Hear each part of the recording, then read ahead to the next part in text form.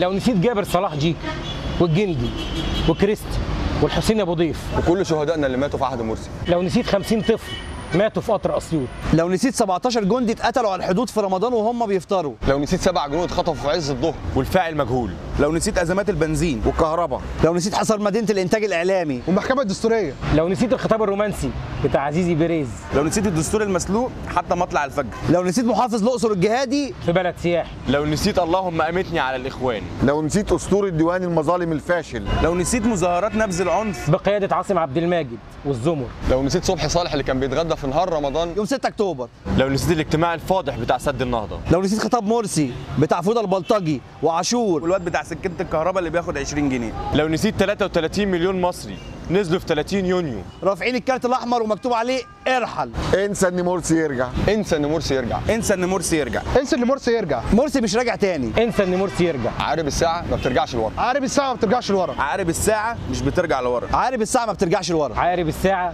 ما بترجعش لورا.